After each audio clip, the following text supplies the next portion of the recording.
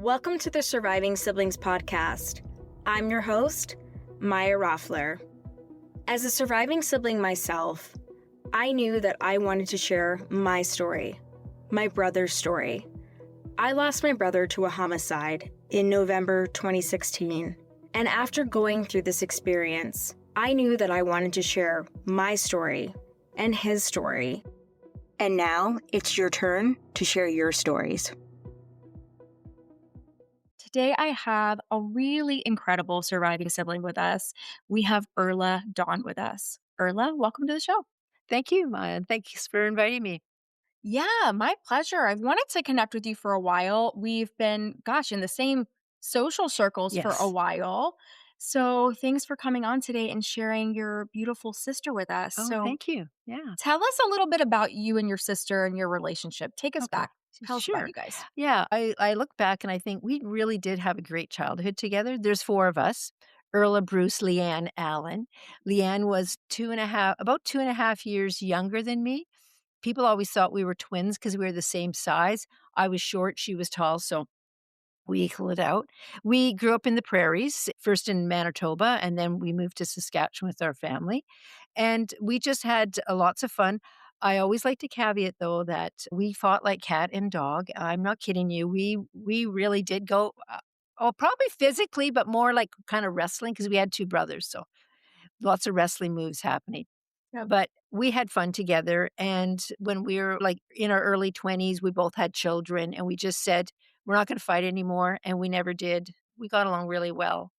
We're very different. She was always really put together, her hair was coiffed, and she just always looked like $1,000,000. I did not.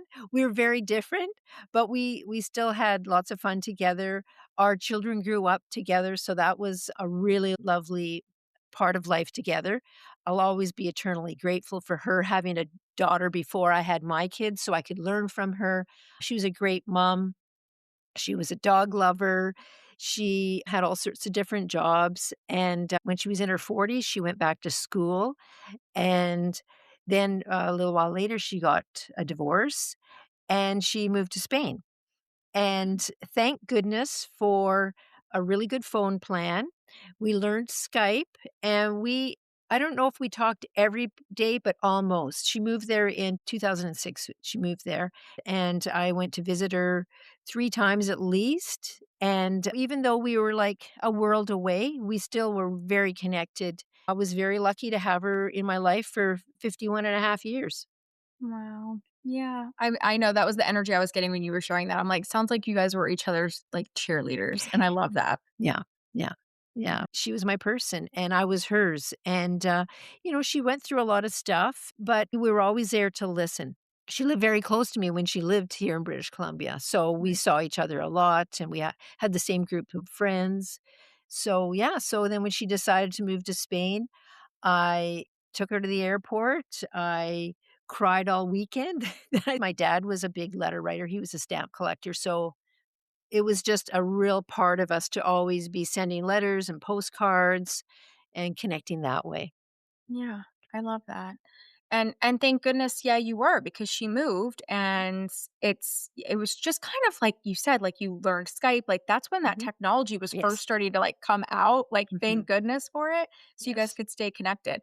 So, Erla, tell us a little bit about what happened. So we know you lost your sister to cancer, Mhm. but walk us through that. So she used to always come home in the fall. She loved British Columbia in the fall because it's really so beautiful here with mist Mhm. in the trees, because Spain is beautiful too, but very different.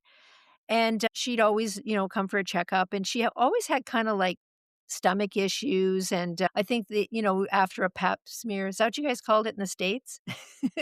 Like, for checking for cervical cancer, she'd come and have that done, and one time there was, like, some spots, or not spots, but just, like, kind of iffy cells, but, she got it checked out, nothing was going on.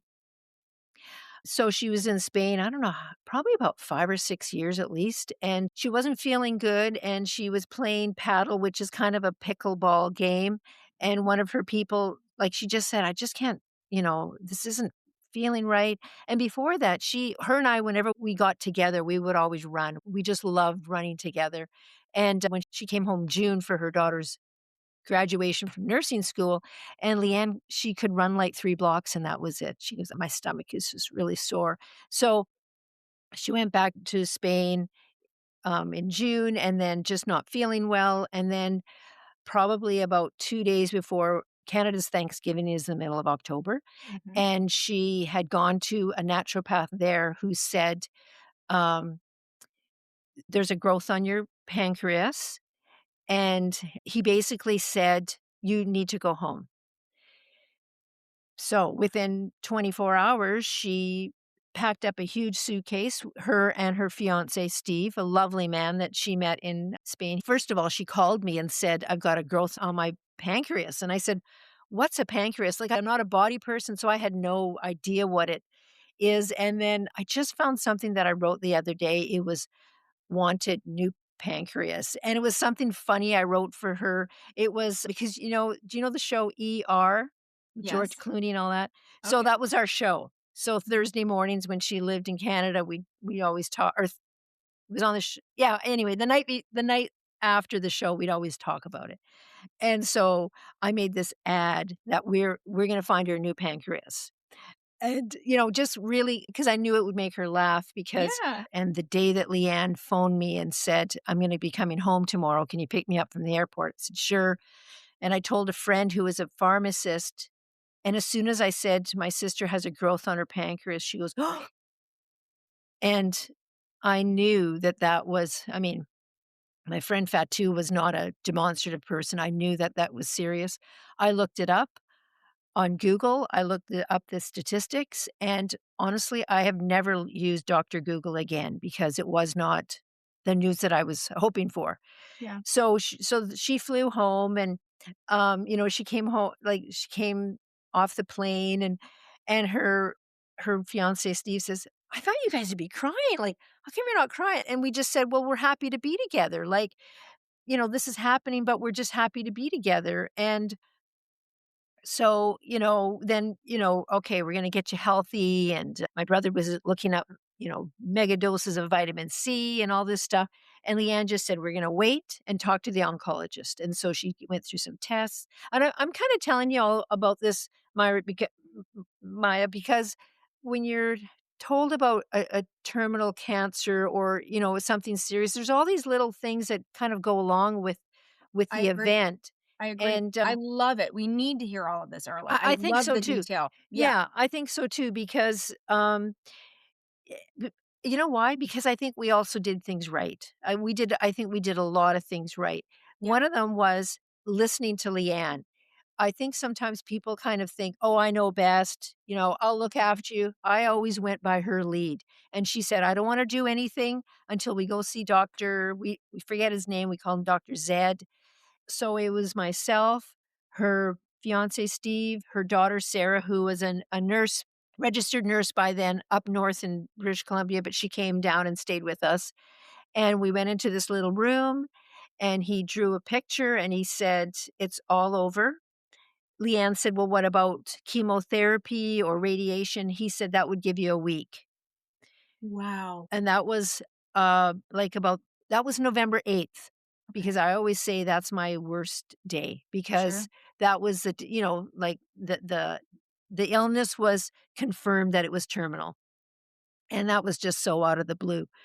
So, I kind of think in a way that that was a gift because we really just lived our lives. Yes, she got progressively sicker. Yes, she couldn't eat, everything she wanted to, she got weaker, but we didn't have an end date, and I kinda like that, like, I mean, it was okay for us. Do you feel like it allowed you guys to live more in the moment, Oh, like the yes. day-to-day moment? Right. Oh, yeah, definitely, because it wasn't that date, it wasn't that, "Oh, you got 6 weeks," or something like that. We just lived every day, and we watched our favorite movies, like, she loved that time of year, so it was like, one day we, I made a big turkey and stuff, but she couldn't eat that much, and she was never really an eater anyway. So, yeah, when Leanne came home and she never really liked classical music, she liked like Celtic music and other stuff but she said, "I want classical music." So we always had it in the background. So it was I created this really calm space for her, which was really lovely because again, I was following her lead. And our brothers came for a couple of days, that was really nice. But it was and she had some friends come and visit, but it was just mostly family that she wanted to have around. So I know it's different. We use different terminologies in different countries, but Mhm. was she on what you would consider here in the US hospice? Like you had someone coming to the house to help? Like how was that working for you guys? Yeah, we it's funny because I always find it funny to say the word funny when I'm talking about stuff like this. Yeah. Anyway, it was different about probably 4 years before. A very good friend of mine introduced me to hospice, and so I knew the workings of it, and so I knew about palliative care. There is a great, hospice facility, but we had palliative nurses come in. So it wasn't hospice nurses, it was palliative from it's called Fraser Health Region. So they came in, I think they came twice a week, and then we had a pain doctor come, I think he came once a week. So that was from, like, say, October or November 8th until, say, December 8th or 9th, something like that. Um, so that was good because they could answer our questions. That's the other thing, Maya, is that a lot of I don't feel like the medical system is really forthcoming for information. Like, Right. we had to really because sometimes, people don't wanna hear.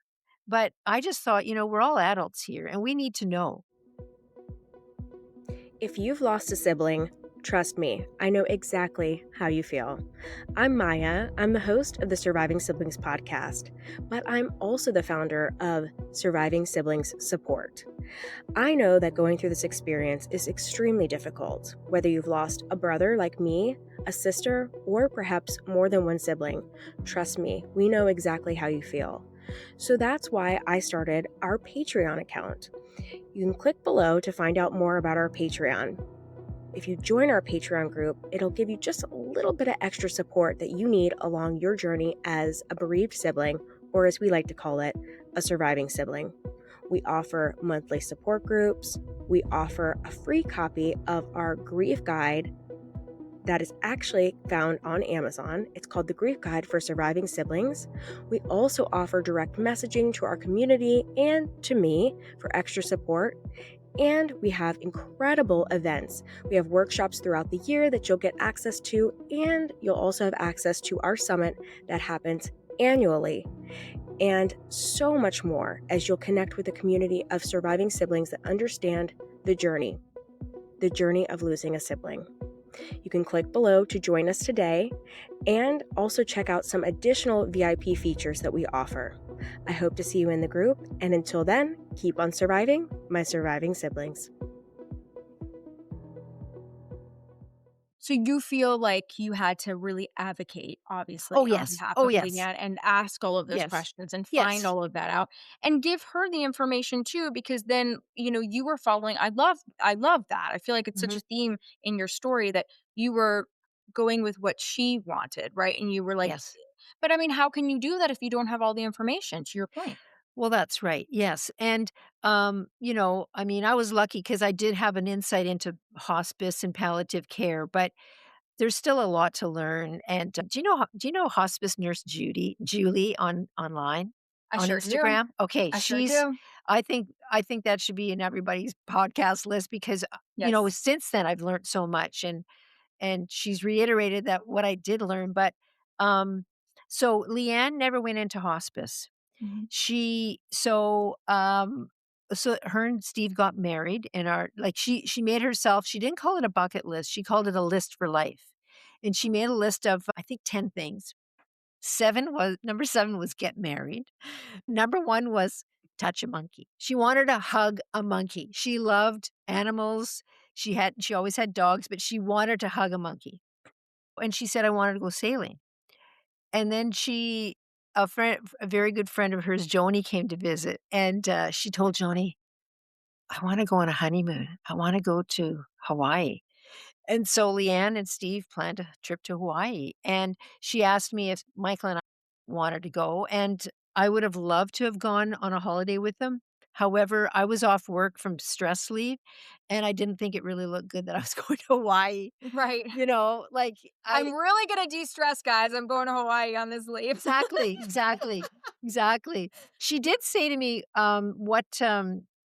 Early Ann said, "Should I go for a week or 10 days?" I said, "Leanne, go for 10 days because you have to travel and stuff." And it was I mean, I have to say, Steve was absolutely Mr. Wonderful, but that was a gutsy thing to do, to travel with somebody who's terminally ill. That was my next question for you, like, was it okay for her to travel? Was Yes. she yeah, okay. Well, she talked to she she we had a really good nurse practitioner, and, she talked at length to her, so her medication was down pat, everything seemed to go. She was still mobile, she was articulate, she didn't have any her brain wasn't affected, cognitively, she was fine. She did kind of become more childlike. My sister was always kind of the serious one but with a very funny streak, but she Yeah. got sort of kind of childlike, so that was interesting. But she wanted to go to Hawaii, and she said to me, "I wanna go warm my bones." And Oh, and who could blame her because we're in British Columbia, it's cold, right. rainy, and dark, and she loves Spain, so she couldn't go back to Spain, so Hawaii was the next best thing. And, I have some wonderful pictures that Steve sent of her in the water, and there's one picture that she's kind of looking at Steve like this, and her little hands look like a heart. It's just kind of, super sweet, super sweet. Oh, how So, special that you have those, like, that yeah. yeah, Yes. that's beautiful. I always like to caveat when I'm talking to people too that I am a seasoned sibling. I'm year 12. So I can look back. I can look at those pictures now.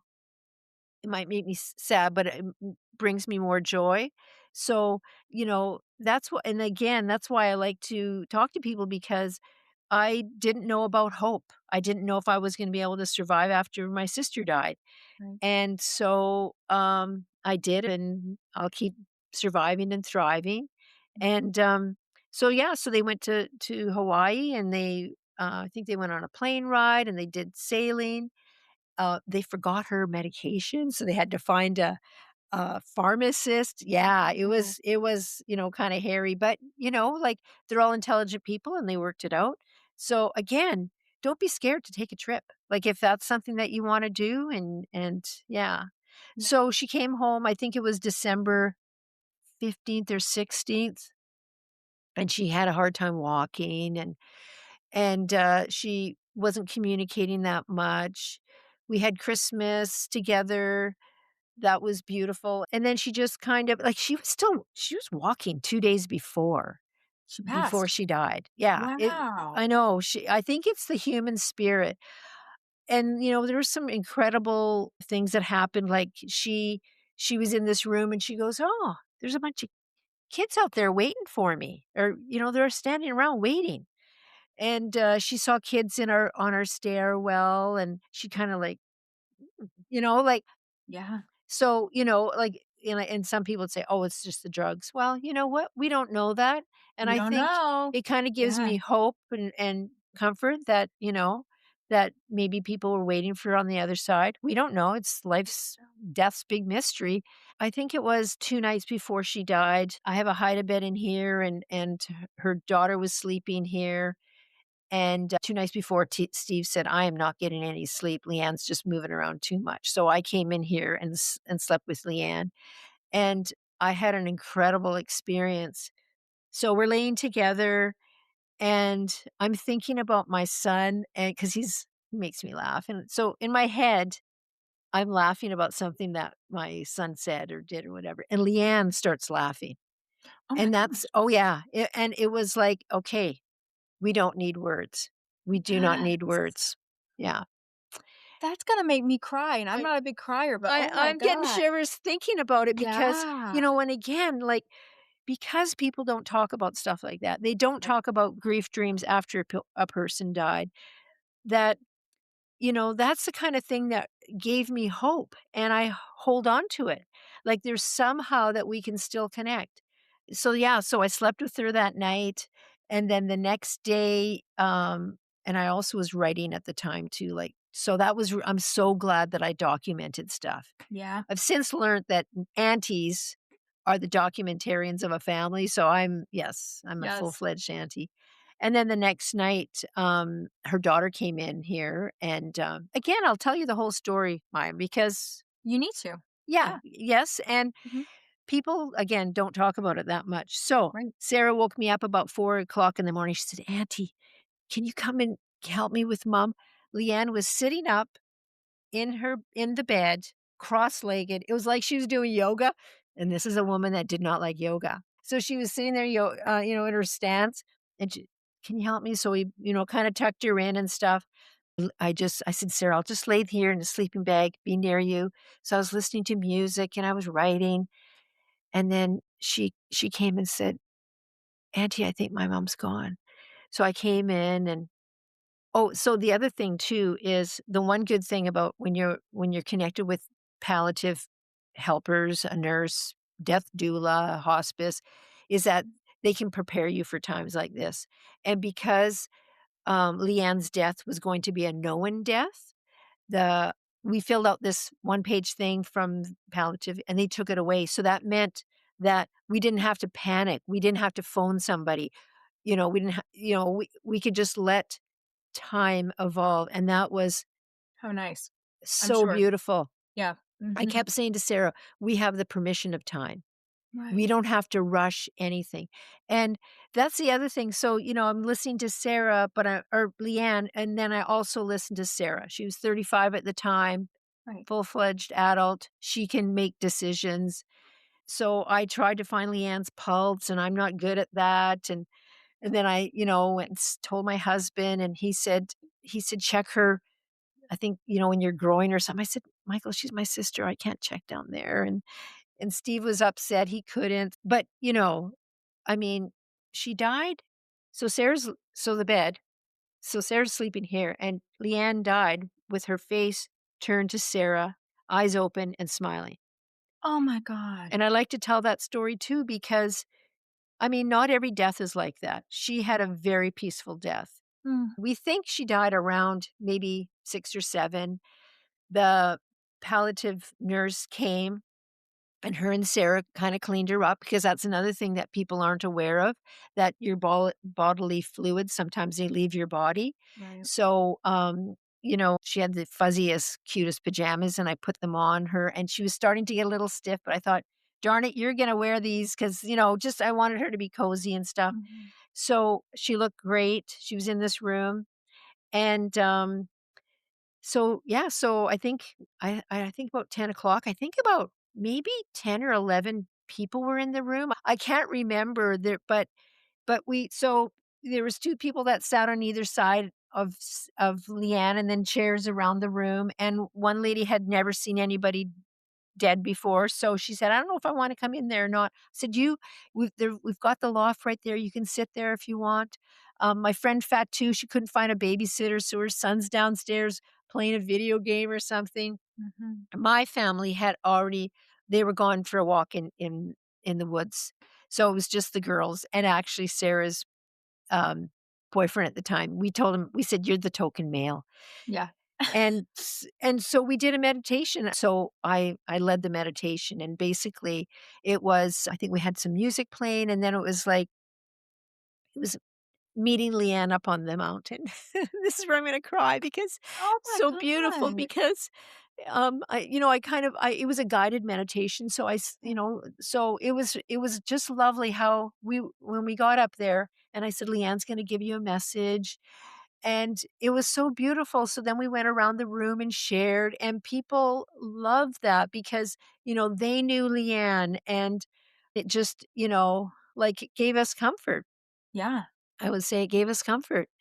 And, I had said to a friend, I lit a candle as soon as Leanne died, and I said, "She's not gonna leave here until the candle died down." It was a long candle. So eventually, You knew what you were doing, Earla, with that long candle, didn't you? yeah, yes, but it was still only halfway, but, throughout the day, so people left, and, so one of my friends, she said, "Earla, if this ever happens for me," she goes, "I'm gonna ask my husband to come and get you and do something like this because Oh my god. it was just a lovely, gentle, graceful way to honor a person, to, I mean, rightfully so, birth is wonderful, but death is wonderful too. Yeah. I haven't said that before, but it's so true. It's like I love we have that, to Earla. we have Yeah. to honor how people leave. Yeah. Yeah, yeah, And I we do. think I think you've just hit on such I mean, gosh, that's the theme for our episode, I think, birth Mhm, is beautiful, but death mhm, is beautiful too. mhm, But I think what is so difficult for all of us that have lost a sibling, or if you're listening to this because you know someone that's lost a sibling, we don't always have a beautiful experience with it mhm, because of the trauma and the things that happen. And so I think the whole goal of this podcast, as you know, Erla, is to give hope, right? mhm. So Yes. that's why it's so important that we have siblings on like you who have some years under your belt. And I mean, you have over a decade, right? Mhm. And so Yeah. I'm just approaching a decade, and I feel like I have so much more to offer an audience, right? To hear Mhm. this and to give hope versus, in the first year, I would have been just crying, right? I would have been Oh, a mess. yes. So, Yes. and Yeah. I get a lot of slack for that too sometimes early. People are like, "Why can't I come on your show?" And I'm like, "Because the goal of the show is to make you walk away from the episode going, 'Oh my god,' like, Mhm. think of things differently, give you Yes. hope, right? Yes. That you're gonna get through it. You can make it 12 years, you can make it Yes. 13 years, you can make it 20 years. You can Yes. do this because Yes. we've done this." And so I just love that sentiment that, birth and death are beautiful Mhm. because, you know, in my own story, my brother dying so traumatically Mhm. and suddenly, Yes. there were beautiful moments. Mhm. And people thought I was nuts when I started Mhm. talking about it. Like when I was washing my brother's hair and like getting him ready to see the rest of the family. There is beauty even in those Yes. really dark moments. So Yes. that's going to stay with me all day today. Yeah. I love that you Yeah. said that. And, Mhm. also, I was there when she came home from the hospital. Right. If you're the older sibling, like, that's you're gonna have those memories, and that's where, I'm the oldest um of four too, Earl. I don't know yeah, if oh, you there knew you that. go, same Yeah. here, oldest of Yeah. 4. Yeah. So, we we're there. We're Yeah. there. And that's why, it's so important. Like your podcast is important because you're allowing people to witness because the whole, what's happening in the world right now, it's that whole empathy. And if we have empathy and understanding, then we'll be kinder. Yes. We will be more understanding. So, um, and also, Maya, is that I have nieces and nephews that were around. There was a lot of young people around. Sarah's friends, Right. mid-30s are my own kids were in their 30s then. And so you're their mentor. Mhm. And I didn't have that when I was younger. Mhm. So I felt like it moved however you say it, I felt like my actions I had to be full of integrity because people are watching and they're gonna be learning, and Right. that's the other thing, like, I called this the learning times, and I cut myself some slack. If I had to do it over again, I would even have more grace for myself because, you just wanna do it so well, but, um, I think so you we did it pretty well, Earla. Mhm, I did. I'm gonna Yeah, give you that credit there, but yeah, could you share with us if I could just mhm, double click on that for a second? How did you do that so well? Like how did you give yourself and you're saying even looking back you would give yourself even more grace. yeah. I think almost every person that comes on the show talks about giving grace, but Yes, I think yeah. it becomes a little bit more tactile and Yes, something we yes, can feel and look back on yes. and describe because we can say that all day long, right? Mhm, Give yes. yourself grace, but what does that really mean, and what did that mean for you? Yes. I think like I only just started using that because I didn't quite get it myself. But Mhm. I love nature, and as you get older and you have more, say, self-love for yourself, you give yourself more grace. It's because you are you're connecting your nature. So I think if you follow your nature, then you don't fight against things. You don't expect things. If you really listen to yourself, then that's how you can, give yourself grace or cut yourself some slack. Yeah. Um, yeah, and I think, even when you're looking after somebody, like if I had to do it over again, I would definitely like Michael and I did go away for 2 nights, and my sisters couldn't believe that we were going away. But I thought I need to go away. Like I need to look after me, and that was good because then I came back and I was refreshed. But Yes. that I think is grace is looking after yourself. It's just a different word for it. The other thing is that I don't talk about this too much, but continuing bonds. I didn't really know what that was until 9 days after I went to hospice, and I learned this term, and I thought, well, what is that? Right. I always said I wanted to write a book and it was gonna be about continuing bonds, so it's, I think, chapter 4 in here. I'd never done this before. I'd never looked after my sister before. Right. So, I actually wrote to my dad every day, and my dad had been dead for about 30 years at the time, and Wait, you wrote something to like him that. every day Yeah, while I did. Leigh-Ann was I passing? actually yeah, you know what? Wow. I just brought it out the other day. I called it Conversations with Dad, Oh my god. and This and is your in next book, Earla. yeah, exactly. Every night, like, I started the fall of 2012, so that's Mhm, when Leanne came home, mhm. and I said, "Open my heart at night, ask for dreams, and listen to the message. There is peace and love in understanding." And then that dad said, "Dear one, thank you for being here. Love, Dad." And he basically said, "If you show up every day, I'll show up."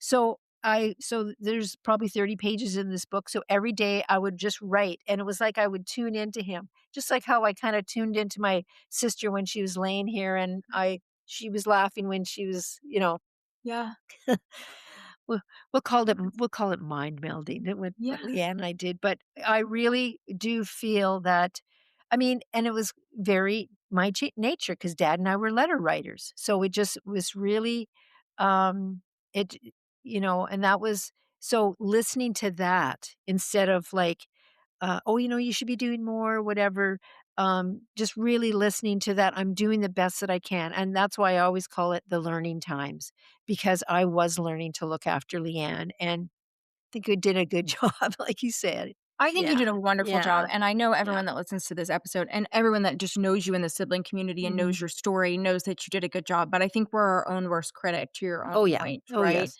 And Yeah. so it's nice to kind of hear that sometimes from an outside Mhm. source, like, Mhm. and I think that gives us, the permission to, give grace. But I like how Yeah. you actually gave examples of giving grace, like that you went away for 2 nights and that you Mhm. did things for yourself. And Yes. I think it's hard for us to do that, especially when we're losing our person. And that's Yes. why people listen to this show because you're losing your person, whether it's your brother or your sister, or God forbid, more than one sibling, Mhm. That's which right. many people have lost Yes, more than that's one. right.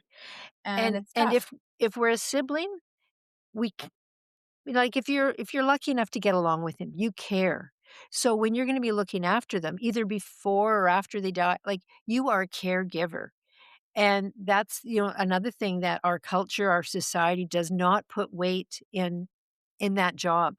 And, like, even my brother wrote me last night and said his mother-in-law, she's dying, she's in palliative care right now, and he said, and so I thought, "Okay, what can I do for him?" So I sent him something that I wrote, and I just called it Caregiving 101. So when we were going back and forth taking to Leanne to the hospital or to the doctor's office or whatever, I just kept a little book in my purse, and I would just write down things like, "Make sure you have change for the car park." I'm gonna put a sign on the door that says, "This is a quiet place, please." So now Earla's Yeah, teasing her third book where yeah, she's gonna say to be a yeah, caretaker. yeah, The yeah. guide to caretaking, Yes. right? Oh my Well, gosh. yeah, you know what? And that's where zines come in because, writing a book is a lot, like, this took 6 years. Monica and I got together, and Right. it took 6 years. So but I started out doing zines, So and, tell us about that because okay. before we jumped into this, Erla was educating me because I'd never heard of this before. And teaser, if you guys are coming, you could be listening to this episode at any time. But if you're coming to our summit in 2026, you're going to be doing this with Erla. Yes, So tell yes. us what it is, Erla, and then we'll talk about how that translated Okay, into the book. Yeah. okay. So, a long time ago, I was, part of an arts council, and I learned about zines. So zines are little one-page, well, they can be multi-pages, but they're one-page books. And basically, it's, just a very simple way to tell a story, share a story. It's kind of, you can doodle it. And, are you doing this visually or is it all audio? It's both. Oh, So, okay, okay, mhm. okay. So, yeah, so So some Um, people will just listen on audio and some people okay, will, so just make sure you okay, describe it that way. sure. Yeah. Mhm. So, this is one of the first ones I made, and it's called When I Was Little. And Mhm. so what it is, it's a one page, but the beauty of it is and yeah, this is I mean, I've typed this out because I'm a very messy, writer, Yes. but these are just little pieces of paper that I used to carry around, and I just because I used to work in a library, I love books, Mhm. I love doodling, and, so that's what I started doing, previous to when my sister got sick. I mean, I'd make, bigger zines about, cooking in Spain and kind of fun things, but, it was after Leanne died, and I did not know what to do. I just didn't. I First of all, I didn't know if I was gonna live or not, Mhm. survive, and I just didn't know what to do, so I started, making zines, just writing little stories, and, and it made me feel better because, it's only they're little books. These kind only have 8 pages, so you don't it's not a long story, but for me, I always found resolution at the end. Love Um, that. yeah, Well, so, it's less intimidating too from how you've yes, explained it to me, right? It's less yes, intimidating because I hear from people all the time and you guys listening all the time, "I wanna write a book. I wanna do this," mhm, and, like yeah, but it's so in as someone who has done yes, it, Earla, you've written a mhm, book, which we'll yes, talk about in a moment. yeah, It's intimidating to sit down and go, "Okay, I'm gonna do the book." Like, doing yes, this exercise instead, which you guys are gonna get to do, yes, it's less intimidating, and I love that there's, like, kind of mini stories, mini resolutions, yes, different things that will come out, and then you can collaborate that into a bigger book. So is that kind of what yes. happened for you? Yes, it is. Yes. Like, for example, I'm changing this one up, but it's called Making Books Made Me Feel Better. It talks about when I went to hospice and I had to, tell the story. Like, it's very hard. And this is why these peer support groups are so wonderful because it's very hard to say, my sister died. There was 3 girls in our family, but unfortunately, my 2 sisters died. Like, you need places to practice. Yes. Well, that's where I would practice is on paper. Not everybody is like that. Like my brother-in-law, he did the blog, LA Times, and that's where he did his writing and processing. Mm, I didn't even know what grief work was, but these are all grief this is kind of grief work for me. I'm not saying it's for everybody, but because I like to write, I like to doodle, I wanted to talk about her. But if you're so shut down and you can't even speak when I went to right. grief group, I honestly didn't it's, 8 1 week, 1 a session a week for 8 weeks. I did not talk, I couldn't, all I did was cry. So, I What said to the I'm just so yeah, glad you brought that up though, yeah, Earla.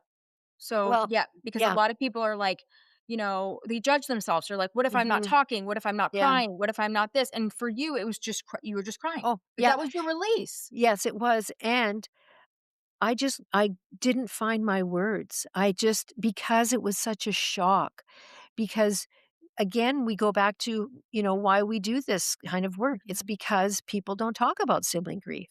Right. So, to think, like I shake my head and think, "What was I thinking that Leanne and I were gonna be on the on the porch, 90 years old? Like, we would that one of us wouldn't live? Like, Right. well, that was unbelievable. So you can't talk about it. So that's why to draw it out, to write it in your books, in your journals, in your making cartoons. It's all a really good way to process it, and then you can talk about it. Yeah.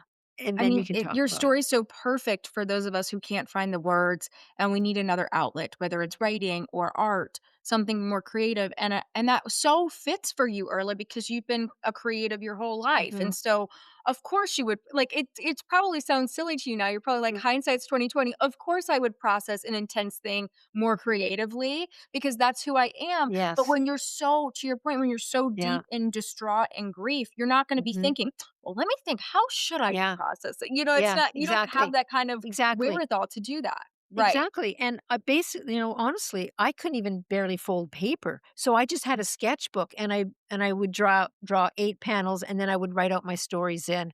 That's great. And I just love looking back on it, and that's something that I would love to do because, again, it gives people hope. Like, I have this one that it's like somebody's in church, and they said, "Forgive me, Father, because I've been crying every day for 7 months," or something like that, like, Mhm. because you always feel bad and, like, because you don't know how you're supposed to do it. And that's why, going back to the grace, going back to following your nature, and that's where and that's what I like to talk about zines because I love them, but I always say, you will find your own way. You will find maybe it's not a zine, maybe it's something else. Maybe it's macrame or photography or hiking in nature, but you will find your way that brings you peace and contentment and a place where you can, maybe connect with your sibling again. Like, Yeah, I love that. yeah, yeah, yeah. Thank you for sharing that, Earla. You're Tell us welcome. about your book before we close out, and then Yeah. we'll talk about where they can connect with you. So the book Okay. finally came around, took The many fun. years, and Yes, it that's all many good things years. take time. It's okay. Yes. Well, Yes. and also we're not like if we're lucky enough to live till we're older, Mhm. there's gonna be other people that get sick in our family, that die. Right. So, I mean, that happened to both Monica and I while we were writing our book. But yeah, I like to talk about my grief buddy.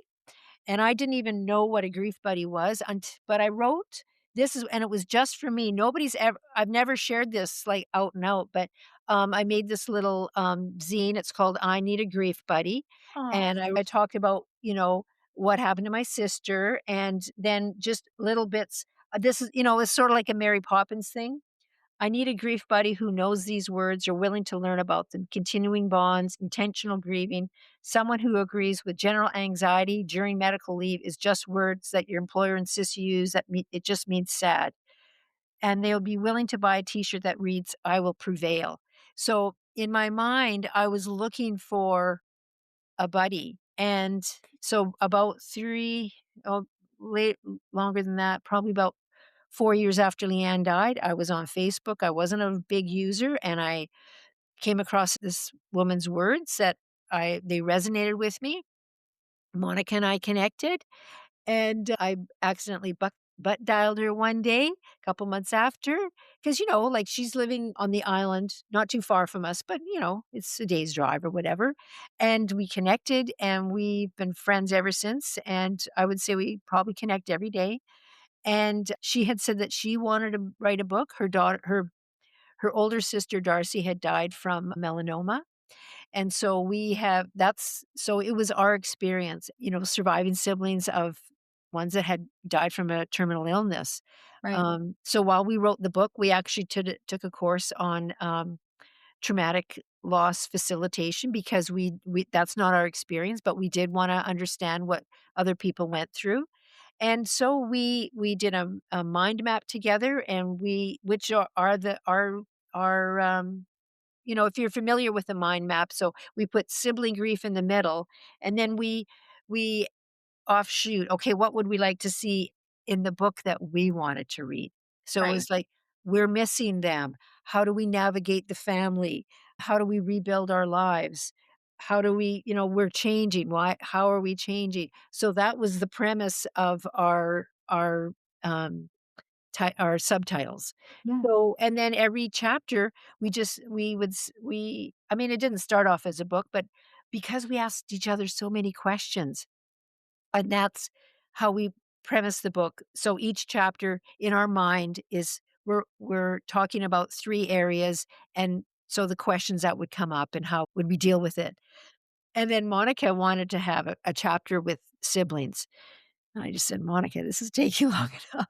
But she was Yeah. very insistent, and she was very insistent on my images being in it. And it's just like, "Oh, Monica, like, I'm a doodler, I'm not." So I learned how to draw.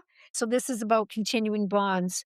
You don't have to let me go. I don't wanna let you go. So and the images all came from our conversations together, and some of them are from my zines from when Leanne Sure. was sick, um, and so, yeah, and again, it's not perfect. Those.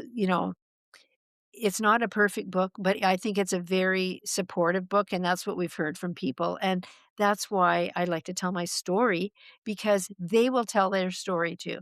People, Yeah. if they th and however they do it, like, they might do it like how our friend Chelsea does it, who tells her story through Hike It Right, Yeah. how our friend Judy does it through Celebration of Sisters, her skating, annual skating Yeah. event. We'll all we will find a way, and that's why we're doing this because it'll give other people hope. Yeah, yeah, I totally agree, and I yeah. think, it's something that comes up so much. People are like, "Oh, I wanna write a book," or "I wanna do a podcast," or "I wanna," and I'm like, I always tell them, I said, "Go for it, but what I wanna tell you is just because I do a podcast or just Mhm, because Earla wrote a book doesn't mhm, mean that that's your path. It mhm, can be because mhm. there's other people that podcast about it, there's other people that write books about it for sure. But like you mentioned, all these other friends of ours in the Mhm. community, they have their own unique way and it's something they love and they're passionate about and connects them with their siblings. So I always That's tell right. them, make sure that's, because podcasting was just a no-brainer for me Mhm, because it was already something that I did. My brother had the gift of mhm. gab. He was a musician. I'm not gonna be singing anytime soon, Erla. So this made sense, right? To have a mic. Yes, It makes me feel very yeah, connected to him, yes, right? And yeah. I understand from your story why that would make you feel connected to your sister. But, and again, the examples you used of our friends as well. Mhm. But I always think it's very personal because if you're gonna do this, it's so you're really deep, like reaching deep within yourself to do this, and it's Yes, it's a lot. It's very yes. heavy. It's also hopeful for sure, Mhm. but it's also heavy. I kind of use those two H's sometimes, Yes, right? So yes. you have to do it in a way that feels right for you and helps you, and also Mhm. connects you with the mission beyond all of it as Yeah, well. that's right, and to feel so so to alleviate that heavy, Mm, that's where you find your joy. You find what brings you joy and contentment. mm. And I was lucky that I already had this, interest in zines and, also because I'm interested in peer support and grief buddies. It makes sense because my I got along with my sister. I mean, not everybody gets along with their sibling or not Yep. everybody is into, say, groups. But, it's I still like to talk about it because, again, you don't have to do it perfectly. You can go to grief group and not talk for 8 weeks. Yes, you Like, can. listening is a form of communication. So people will find their way. And the thing is that and that's why in the workshop that I'm going to do, I'm gonna use it's a quote by a Canadian um, writer artist who's gone now, but her name is Emily Carr. And in it, I'll just read it very quickly. It's Okay. go into your lovely woods and look up. Forget the mud of the earth and remember the space and glory of the sky. And so to me, I'm not forgetting the mud. Like the grief is there, but it's what can I do when I rise above the heaviness? Like Mhm. and that's what I like to share with people that they will find their joy, their what brings them light or lifts them up, and that's the thing that they need to go for. And I think, and that's why in a zine, when it's so small, and we'll only have an hour together, but I hope to empower them to um, use just a little few techniques. We're going to doodle. We're going to use our hands. And I'll give people a choice because, we're all adults here. I like to give people a choice. And then they can take and run with what is their nature and then hopefully have some really good takeaways.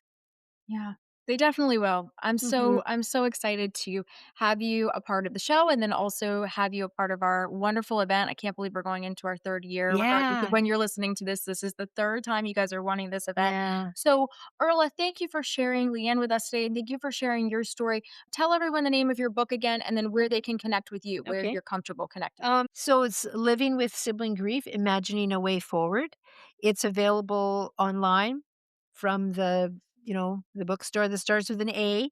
And but you can also go to your local bookstore and they will order it in for you. I'm assuming that you'll have show notes and Of so course. people can reach out Instagram for now because it's a very visual and it can be short way to connect with people. Sure. Substack, I have a personal one. I don't have a sibling grief buddies one, but yeah.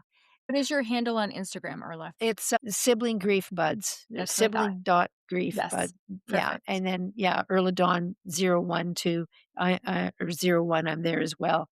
Okay, great. Yeah. We'll put Yeah. those in the show notes. So, Okay. Earla, thank you so much for sharing with us today. Thank you so much for listening to the Surviving Siblings podcast.